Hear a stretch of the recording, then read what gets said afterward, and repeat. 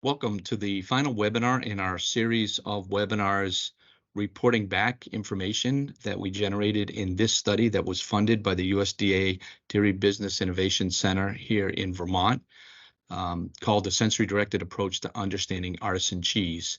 In this final webinar, I will be connecting the dots between the different databases that were generated throughout this study, including the sensory, the consumer research, the microbiology, the fatty acid analysis data, and even touch on the chemistry.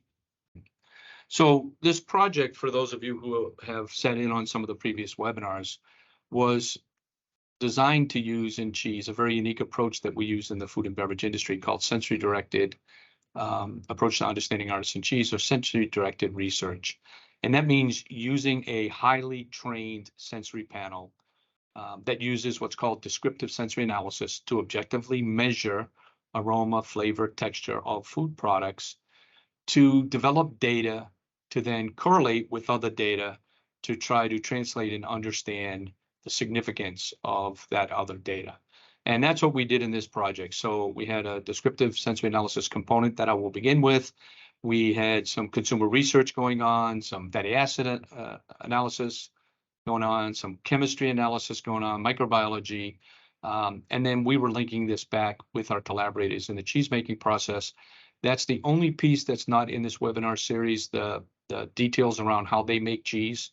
And we're not presenting that in the webinars. We're just feeding them back information for their particular process. But I'm sure they're open to having discussions with anyone that's interested in what they learned and unique things about the cheese process. So I'm going to talk mostly in this presentation about the big test. We did have other components going on in this project. We tasted milk. We tasted monthly cheese samples to look for month-to-month, season-to-season variation. But really, this webinar in this series is focused on the big test, which was a point in time, happened to be August of 2022, where a team of researchers from the University of Vermont Extension and University of Vermont and Tufts University went in the field to the collaborators, Jasper Hill Farm and Springbrook Farm, to collect samples. We collected 3 lots or wheels of 6 different types of cheese between the 2 collaborators. It was very important that we were all there to take part in the sampling so that everything was done in a standard way. The portions were given out from the same wheels. Everything was labeled so we know which wheel was wheel.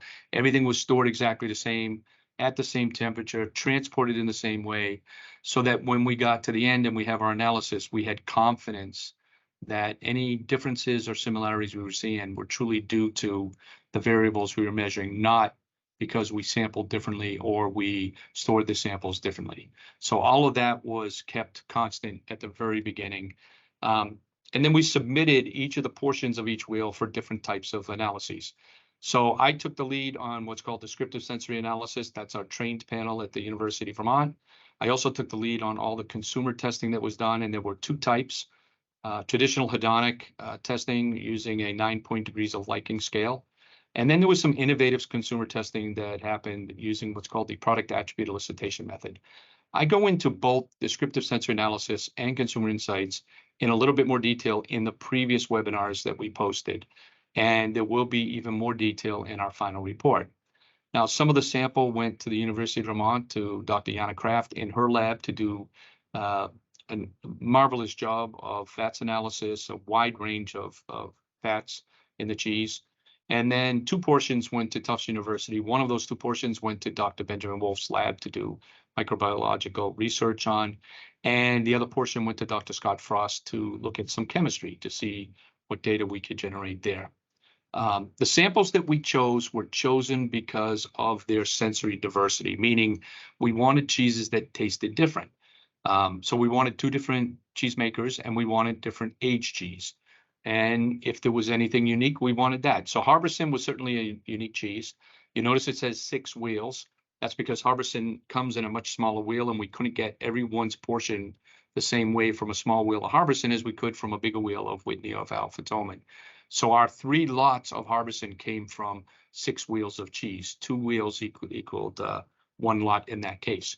But we had the Harbison, which is very unique. It's a bloomy rind cheese. It's got a wood wrap. I think it's spruce that contributes to flavor, and has a role in the whole development of the cheese. And then Whitney and Alfred Toman is their aged cheese. And then from Springbrook, we had three different cheeses. We had their Reading, their Ashbrook, and their mature cheese called Tarentaise.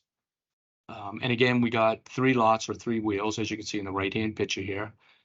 Took those wheels, sliced them up, and each of the groups that was doing a different type of analysis got a piece of the same wheel so that we could compare results.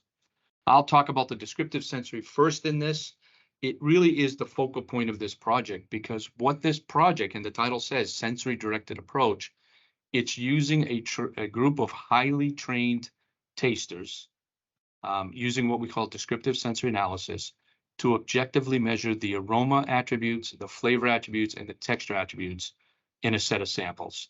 And so the first thing I did when I got to UVM 3 years ago was I trained tasters both on the Burlington campus and up in the St. Albans office.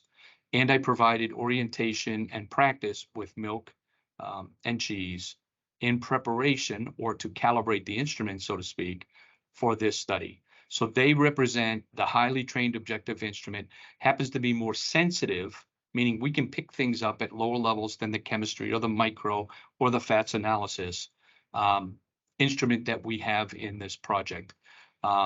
We rate objectively. We don't collect any subjective data. So we don't ask our trained panel to make interpretations on their own. We don't ask them what they liked or didn't like, and we don't ask them to tell us what's good and bad.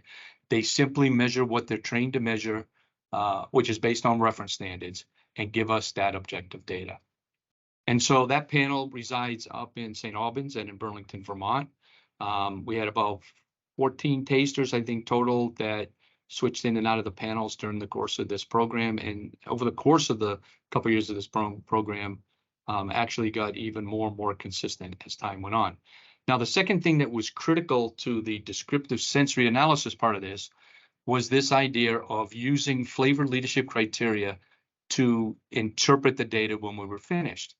Now, these flavor leadership criteria, and I talk about this in the earlier seminar on descriptive sensory analysis, are well-proven, powerful, predictive dimensions.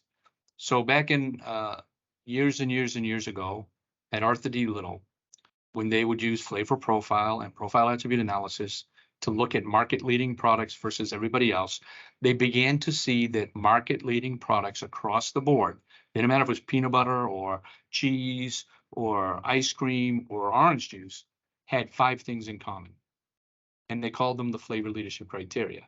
The first one is immediate impact of flavor, meaning you taste something and it tastes like what you expect right away. There's no flavor lag. The second one is called amplitude, or balance and fullness of flavor. Balance is harmony, fullness is complexity. The third one is mouthfeel. Things should have compatible mouthfeel, and it should be at the right level. Too much mouthfeel and overall liking goes down. The fourth one is pretty straightforward. No off flavors, meaning there should be nothing in there that the consumer doesn't expect. The fifth one is one that gets discussed a lot in the artisan and the craft product world, because people that make craft products and artisan cheese and artisan bread very often will say, oh, I want a flavor that lasts. And what the data shows us very strongly is, if you want a market leading position, you need to have consumption, you need to have repeat purchase. Consumption, repeat purchase are heavily driven by short aftertaste. You get all the flavor you want, it disappears quickly, and then you want to eat more. And so you actually are shooting, even in the artisan categories and the craft categories, you're shooting to have short aftertaste compared to the other products that are similar to you. Well, it's important for me to talk about this because when we developed our ballot or our score sheet, we want to make sure that the trained panel includes, among the things that we want to measure, those flavor leadership criteria. So this is one piece of our score sheet that the panel used.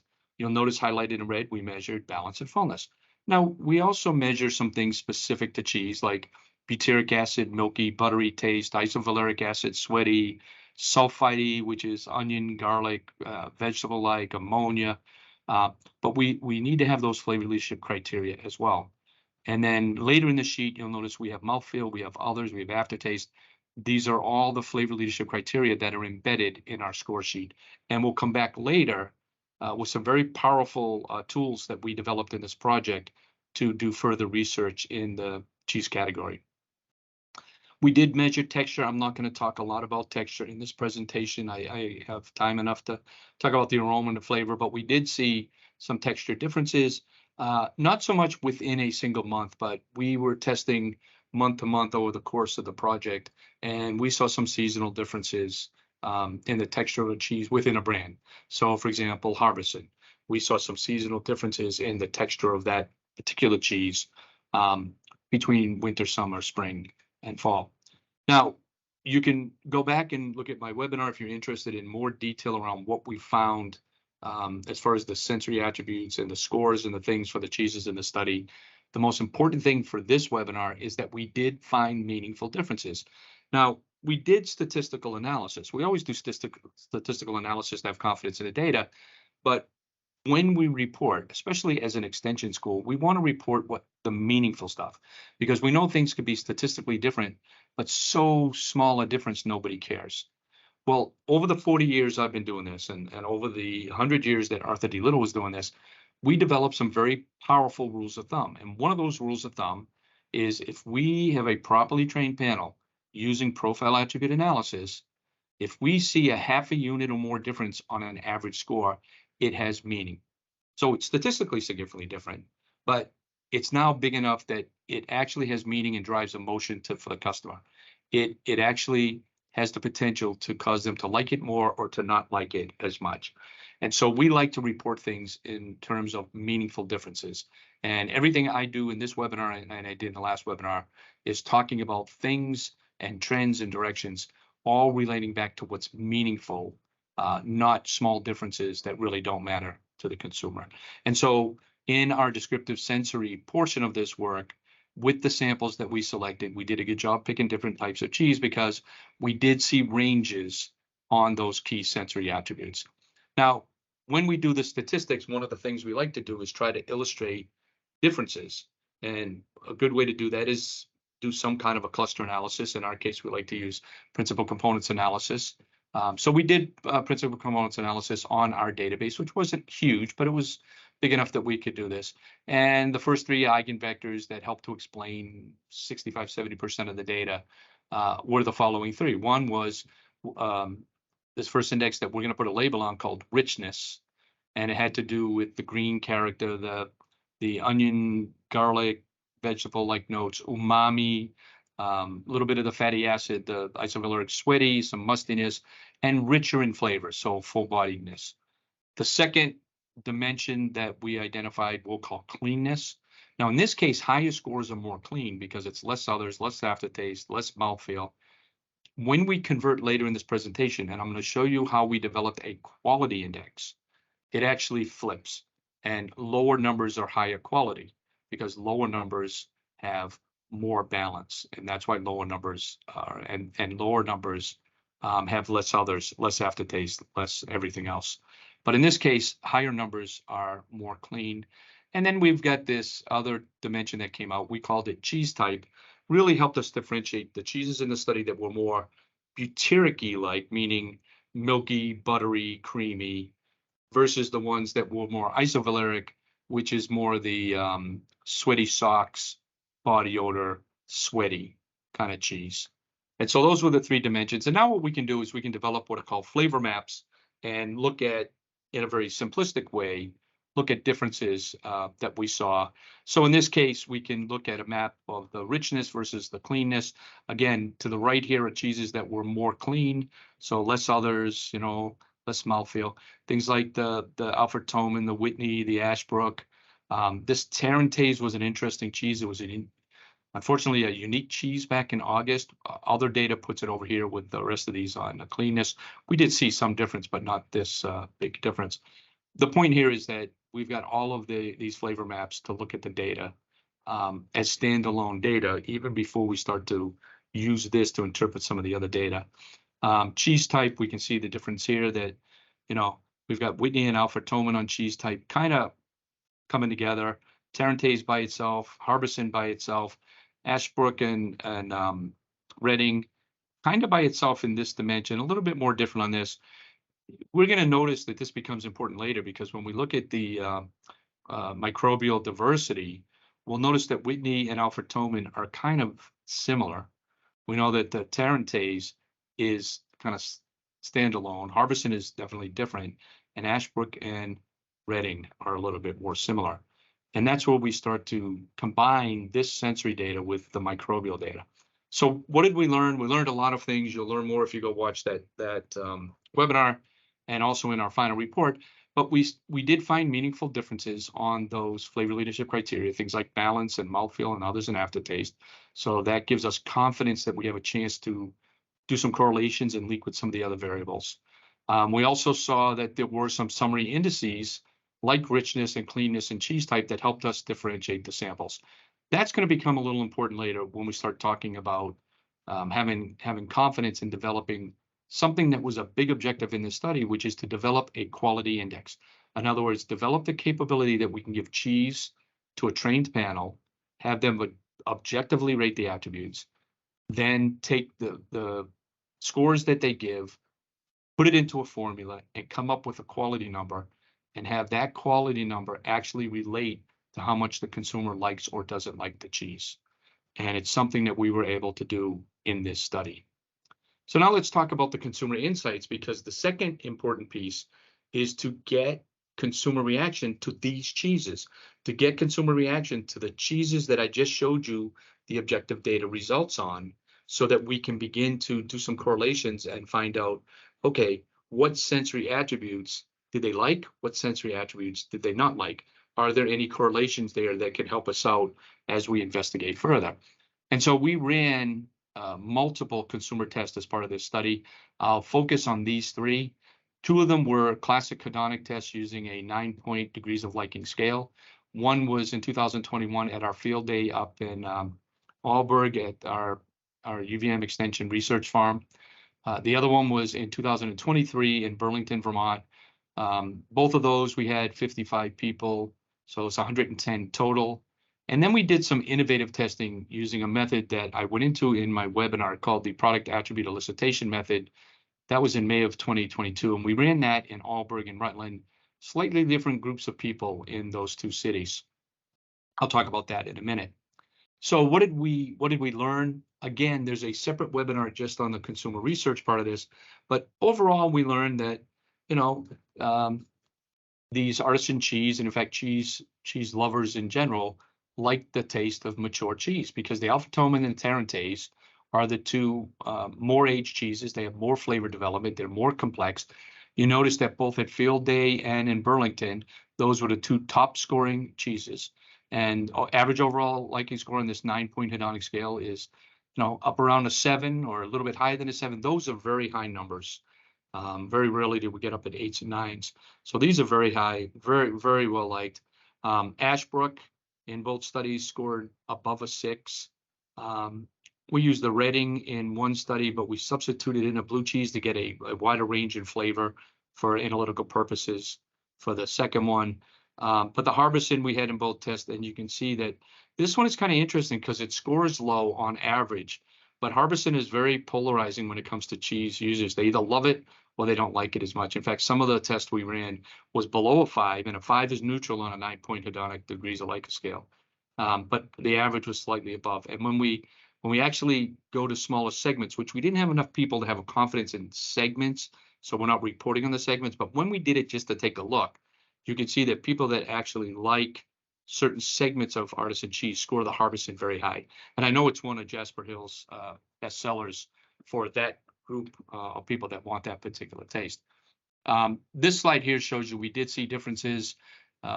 Again, this is overall liking score. This is only the PEM. So these 4.4s are people that we did, a smaller group of people that we did up in Rutland and Alburg.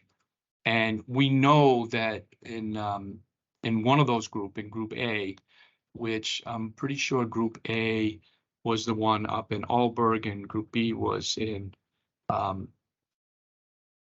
vice versa. Yeah, Group B was in Rutland. We know that there were differences in people that only ate artisan cheese and people that loved regular cheese, but occasionally ate artisan cheese.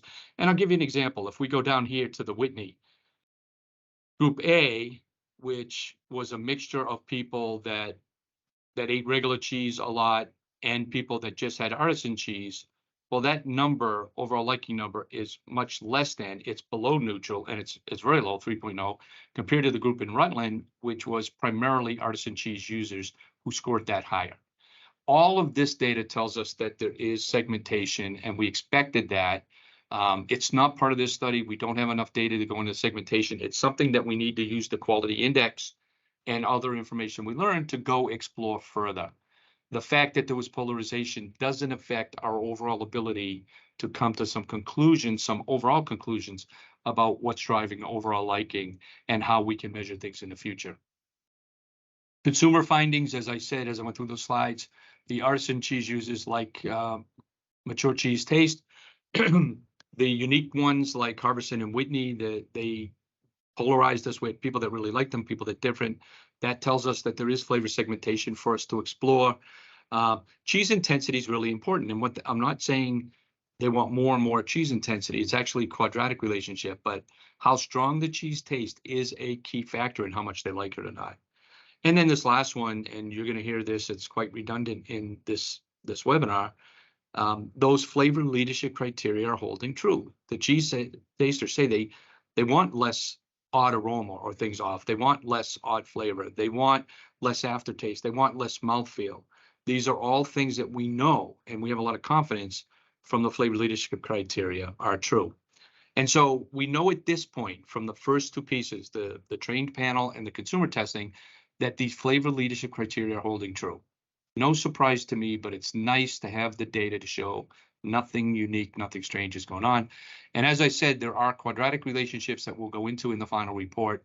These, unlike the flavor leadership, which are linear, meaning more balance is good, less off notes is good, less mouthfeel is good.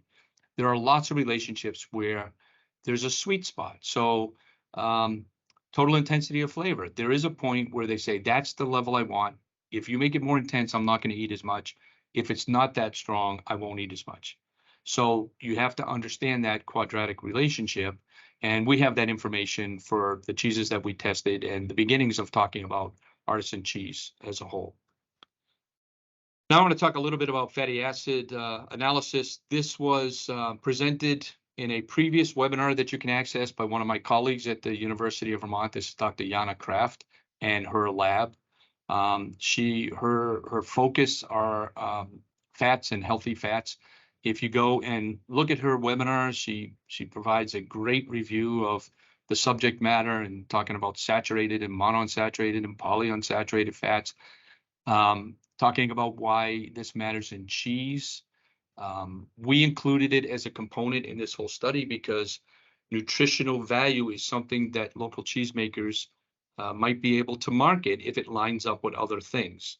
And so we wanted to try to link in these healthy fats with some of the other variables to see how do they line up with the quality of the cheese? How do they line up with how much people like the cheese? How do they line up with some of the other variables that we were measuring? And in Jana's webinar, she'll talk about the fact that about 31% of the nutrient composition of cheese are the lipids, including the fatty acids. So this is an important subject, and it's why we included it. She will give in her webinar lots of data. I'll just point out, this is one of her slides where we can see that something like the Harbison has a slightly different profile of these fats than the other samples. It has more of these monounsaturated fats, less of the saturated fatty acids. So these kinds of profiles become important to us in the final report and in information we feed back to the cheesemakers in understanding the potential health benefits of some of these cheeses and what can be shared with the end customer. Cheese is a source of health-promoting fatty acids. That's established, and I think if you were to read up on some of the papers that Jana and her group have published and talk to Jana, you'll hear the passion in her voice about how this is a big deal and how we need to learn more. We found some interesting things in this study, and she'll report on that. You can see in this graph the Harbison and how much more of the fascinic acid it has compared to the other samples. And so we want to take that into account, and we can now use this data to link at the end of the study. Key points from that webinar. It's again, this is the fats analysis webinar that Yana is posting as a part of this series. A couple of things. Cheese is a significant source of fat in the human diet, and cheese happens to contain a large variety of fatty acids. And many of these fatty acids have the potential to improve your health, even long term. And you'll hear things like, type 2 diabetes and certain fatty acids that will help you prevent type 2 diabetes or will help you manage it if you have it. So this really is an important dimension, and it's an important one for us to have in this program and to report back on and to share with everybody, not just the cheese manufacturers, but even the cheesemongers and the cheese lovers out there, to let them know, what's going on and how they can get health benefits from these cheeses. But in this study, one of the things we want to do is match up, okay, well, if we have cheeses, some of which have more healthy fats than others, how does that line up with the flavor? What's going on? Chemical analysis, there is not a separate webinar in this series for chemical analysis. I do want to mention it because we have an incredible amount of chemistry data. This was done at Tufts University under the direction of Dr. Scott Frost and his team. He actually works with Ben Wolf in the Department of Biology, but he's a chemist. He has a very, very powerful instrument in his lab. You see a picture of it here. I'm sitting there smelling from what's called the ODP, or odor detection port. This is a GC mass spec outfitted with that ODP, and it allows us to do two things. It allows us to smell things as they come off the column, and as the instrument tells us what the compound is, we can assign a descriptor. What does that compound smell like? So that's the first thing we can do. The second thing we can do is we can sit there and at times smell something that the instrument doesn't see. That happens because the nose is more sensitive than the instrument. Our nose can pick up chemical compounds thousands of times less concentrated than what the most sophisticated instrument world can pick up. So it's very, very useful and valuable to have a trained panelist sit at the funnel to identify areas of the chromatogram where you smell something, but there's not a signal. There's not an indication of a chemical compound. Those become opportunities in the future. They become opportunities to say, oh, I just smelled something that smells woody, but the instrument didn't give me a peak. Well, if woody turns out to be a characteristic that's important to consumers and we want to understand it better, we can come back in the lab, selectively concentrate these samples until we get the instrument to see a peak, and then the instrument can tell us what that compound is, and we can start to investigate where it comes from. So really powerful stuff. We will include some of this information in the final report. We have a lot of information that we will have for future use. Some of it we will be correlating. For example, we can look at the correlation of oxidation flavor as measured by the trained panel and this particular compound, 1-allyl-cyclopropane carboxylic acid.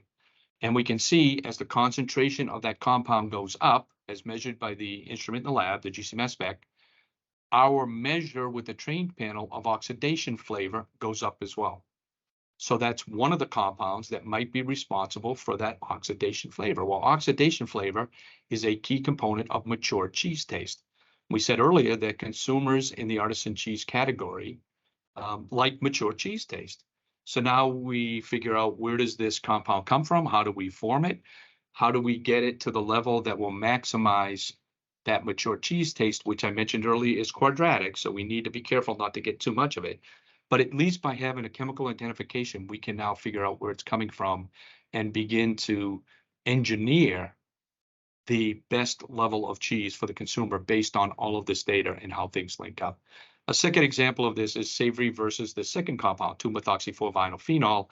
And you can see that as this compound goes up slightly, not as steep a slope as the last one, but as it goes up slightly, the panel is objectively measuring those cheeses as having more savory taste.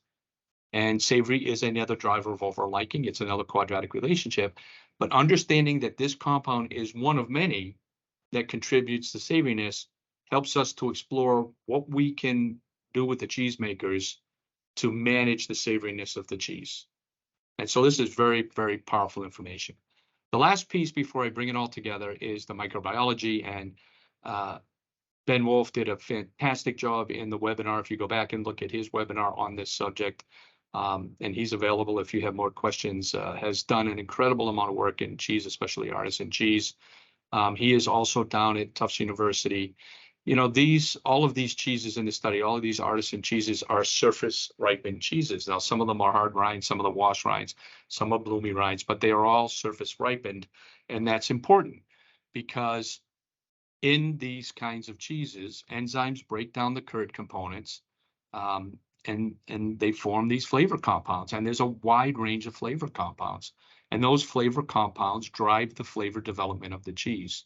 And so it's no surprise to anybody out there, I don't think, that the microbiology and the actual organisms that are doing this are incredibly important to understand and to link up with aroma and flavor and what the customer wants. So this was a big deal.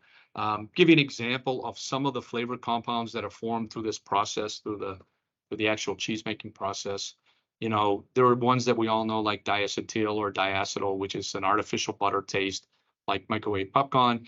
Butyric acid is one of a group of fatty acids. Butyric tends to be more baby spit up, milky, creamy, buttery, versus the other fatty acid that we find a lot, which is isovaleric, which is very sweaty sock, armpit, body odor, stinky cheese. Methane thiol would be a vegetable sulfide, you know, things like Brussels sprouts and cabbage and all of these kind of vegetable sulfides that we can have develop in the cheese. Fruity notes like the banana notes, the 2-methyl propanol, lots of acetates and esters. Things like the thiols or things like methionol, which is a meaty, brothy kind of chemical.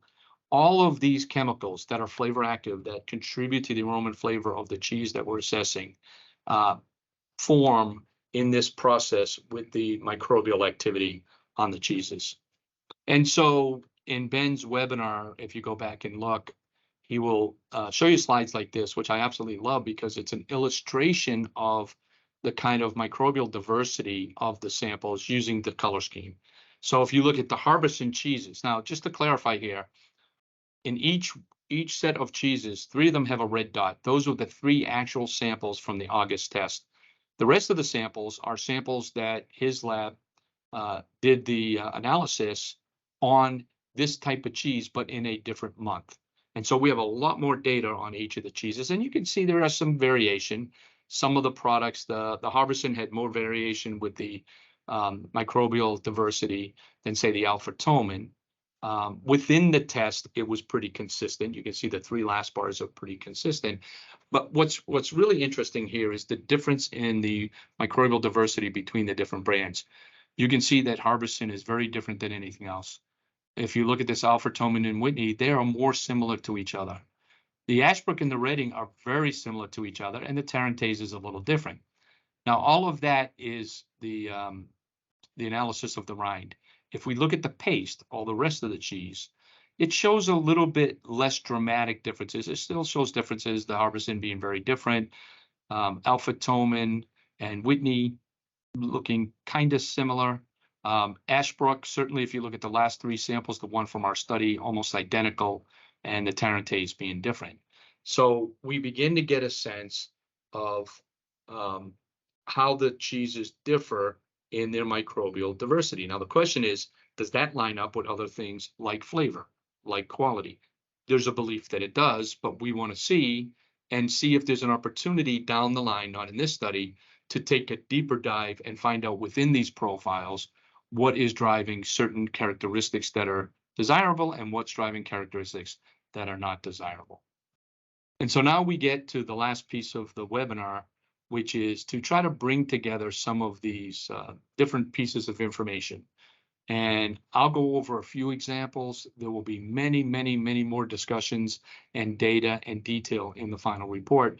But this should give you a sense of the top line stuff that we saw and what the nature is of all the detail that will be in our final report. First of all, we can correlate those consumer overall liking, so how much they like the samples in the study, against the standard values. So in this slide, we're correlating the results for the cheese samples in the study versus balance of flavor as measured by the trained tasters versus others as measured by the trained tasters versus mouthfeel as measured by the trained tasters. And what we can see here is the flavor leadership criteria hold true, because as balance goes up, consumer overall liking goes up. The consumers in the study liked cheeses that had more harmony of flavor. As others goes up, well, they don't like it as much. So the more off notes, the more others we get, the less they like the cheese. As mouthfeel goes up, you can see here, the more mouthfeel, the less they like it. And aftertaste. So these are flavor leadership criteria. This is no surprise. I've said it several times. We know these criteria are real, and we know we can use them to interpret trained panel results to begin to predict how much consumers are going to like samples if these core drivers are there. Now, there are other factors as well. These are just the core drivers.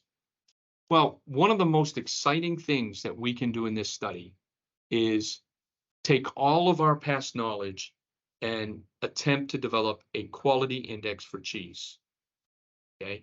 And what I mean by that is we have data from much bigger studies than this one.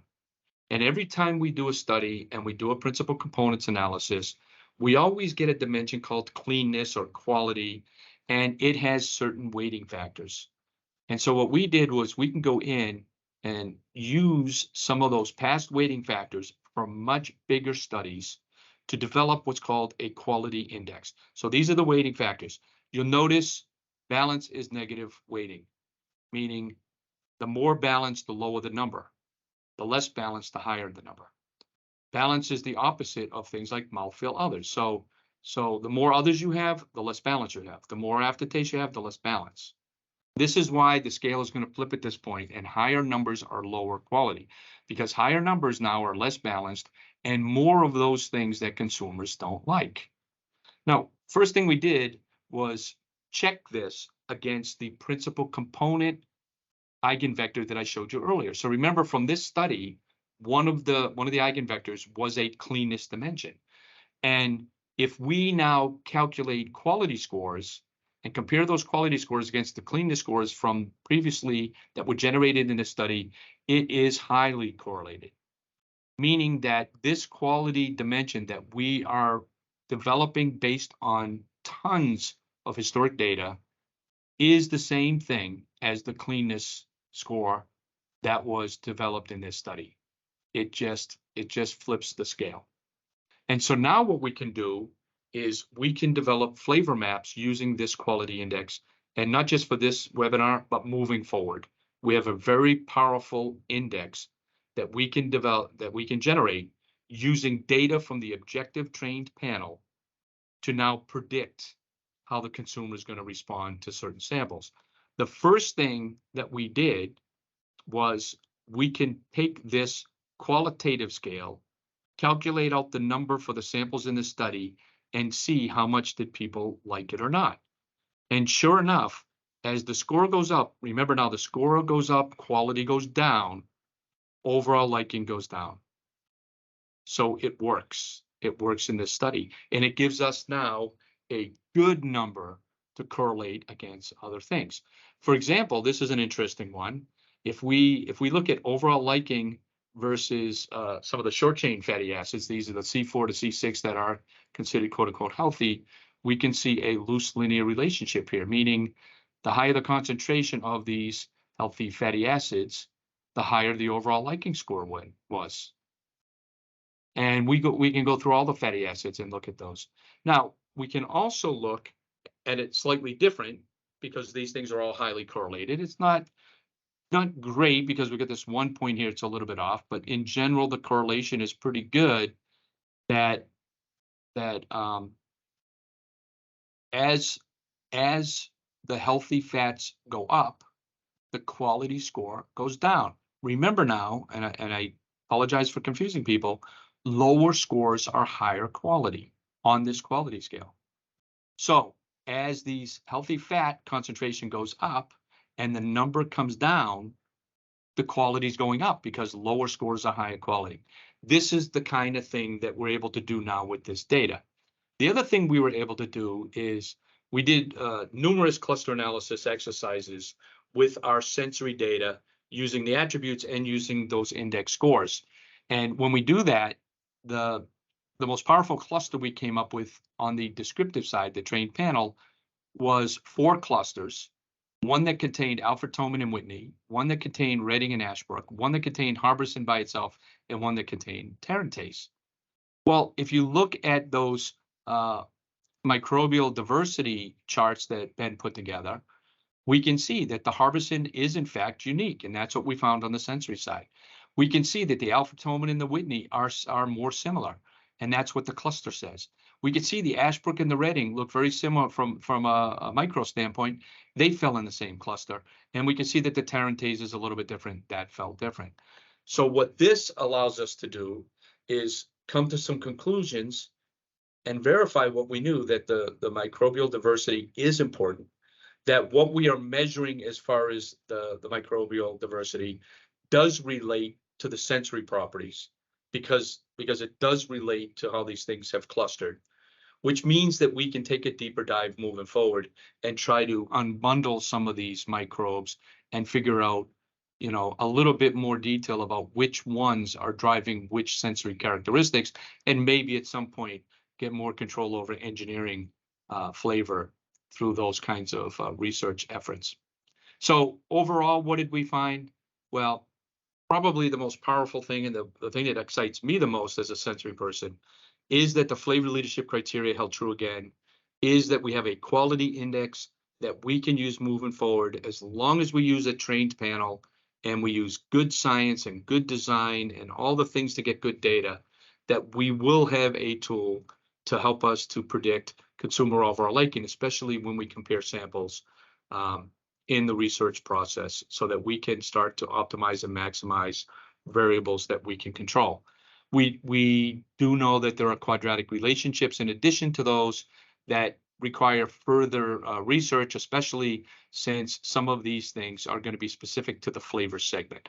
But we know that total intensity of flavor, cheese identity, whether it's butyric or isovaleric, savoriness, the maturity of the cheese, these are all things that we need to define within segments to figure out what the optimum level is. And then we saw linear correlations between overall liking, quality, and healthy fat. So this is an interesting one from a marketing standpoint, because we know, for example, consumer overall liking increased with sensory quality. We know that consumer overall liking increased with healthy fats, and quality increased with healthy fats. So this provides an opportunity in branding and messaging to say, look at, these cheeses have higher healthy fats, and people like them more, and they have higher quality. And then you deliver to those promises that you give in marketing. That's a very powerful way to get to expand your market share and get consistent market success.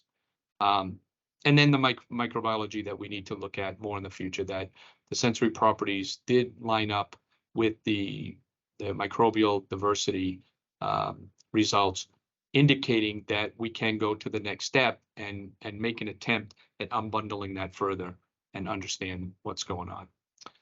And with that, I'd like to end the webinar, but I would like to thank, since this is the final webinar in the series, our main folks. There were lots of folks that contributed to the logistics and to this project. From UVM, the PI Heather Darby, and our panel of tasters, and Jana Kraft and her fats analysis team. I'll call out a couple people specifically in our team, Andrea Rainville, who helped an awful lot with our logistics, and as well as Sarah Ziegler from the Puffs team on the right. Want to acknowledge Dr. Ben Wolf and his team in the microbiology lab, and Scott Frost and his team in the chemistry lab. And then we want to be able to do all this without the collaborators and the great folks from Jasper Hill Farm and Springbrook Farm. Special shout out to Mateo Keller, who is a strong leader there and really believes in all of this, and is going to use all this data to make the cheese industry a better place. And Alex Armstrong, who was critical day to day in helping us do a lot of the things, logistic that we had. And then at Springbrook Farm, Lisa Griffin and Frankie. And with that, I'll give a final shout out to our funder, who was the Northeast Dairy Business Innovation Center under this grant.